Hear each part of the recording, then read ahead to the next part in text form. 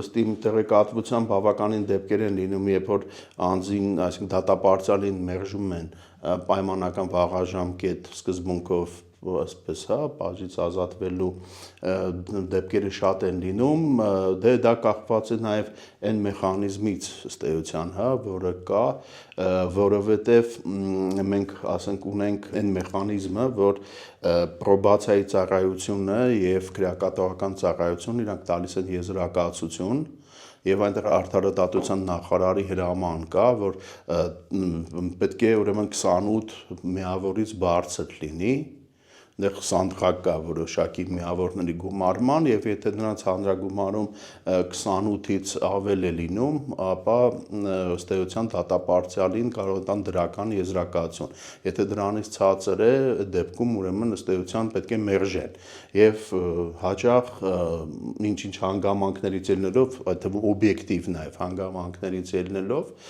տվյալ քրեակատվական հիմնարկի հետ կապված անձը չեն ունենում հնարավորություն կամ շատ դժվար է լինում այդ 28 միավորը ապահովել։ Բացի դրանից նաև լինում են դեպքեր, երբ որ տվյալ դատապարտյալը մերժում է ստանում, քանի որ ֆինանսական մասով դատավճիռը չի կատարել, օրինակի համար, ասենք չի փոխհատուցել, չի հատուցել դատարանի դատավճռով նախատեսված գույքային վնասը հօգուտ տուժողի կամ ենթադրենք վարույթային ծախսեր կան որոշակի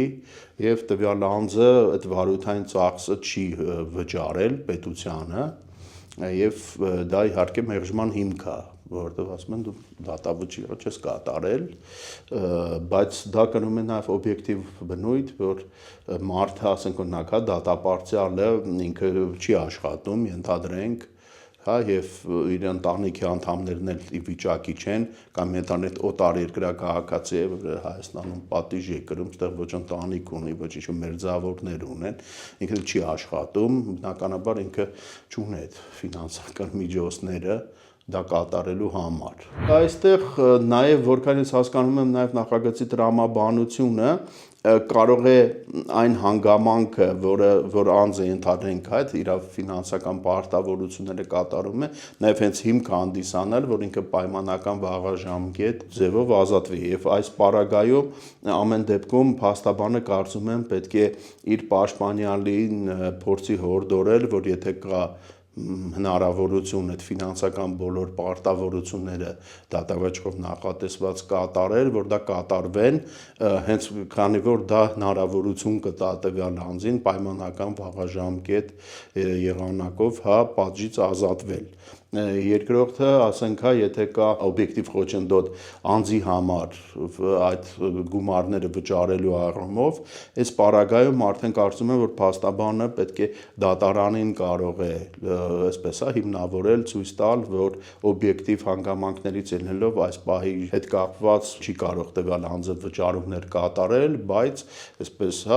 խնդրել միջնորդել դատարանը, որ այնուամենայնիվ դատարանը այդ պայմանական վաղաժամկետ ազատման մեխանիզմը գործարկի, այլ ձևով չպարտավորացնելով տվյալ անձին այնուամենայնիվ կատարել իր ֆինանսական պարտավորությունները տվյալ քրեական գործի շրջանակներում։ Դատարանների համար դա լրացուցիչ հնարավորությունն է, նման միջնորդությունը բավարարել, հաշվի չառնելով զուտ այդ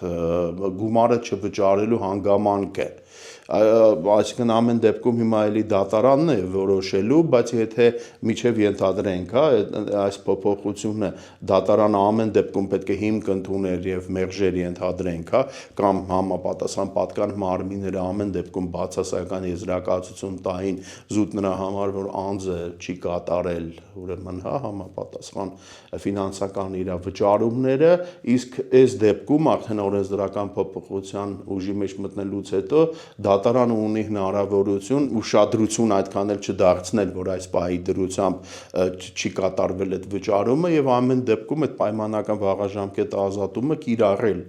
անձի նկատմամբ։ մի օրինակ են պրակտիկայից բերեմ, նաև թեկուզ ասենք օրինակ անձի Հայաստանի Հանրապետության քաղաքացուն էքստրադիցիայի ենթարկելու հետ կապված, ես օրինակ գիտեմ դեպք եւ առնչվել է այդ դեպքի հետ, որ անձը, որը դատապարտվել է Հայաստանի քաղաքացին Ռուսաստանի Դաշնությունում եւ այնտեղ քրեակատարական հիմնարկում իր պատիժն է կրում եւ ինքը ցանկացել է, ասես որպեսզի իրան տեղափոխեն Հայաստան եւ ինքը իր պատժի մնացած մասը կրի Հայաստանի Հանրապետությունում իր հայրենիքում եւ Արդարադատության նախարարությունը մերժել է Հայաստան տեղափոխելու այդ հանգամանքը հենց պայմանավորելով նաեւ նրանով, որ այնտեղ ըստ դատավճիռի Ռուսաստանի Դաշնությունում անձը դուժորեն գումար պետքա վճարեր եւ չի վճարել։ Նու հիմա արդեն այդ հարցը մի քանի օր առաջ կարգավորվել է, բայց նաեւ մերժման հիմքը հենց եղել է այն, որ դուժորի դատանի կողմից համոզված գումարը դու չես վճարել, դրա համար դու չես կարող տեղափոխվել Հայաստան։ Նոր հնարավորություններ առաջանում են, որովհետև կարծես թե շանսը, որպեսզի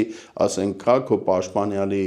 նկատմամբ դատարանը կգրահի պայմանական վաղաժամկետ ազատման այդ մեխանիզմը ավելանում է այս առումով։ Իսկ ինչ որ լրացուցիչ օրենսդրական երաշխիք է ստեղծվում դրա համար, այլ բան է թե պրակտիկայում որքանով սահուն դա կաշխատի։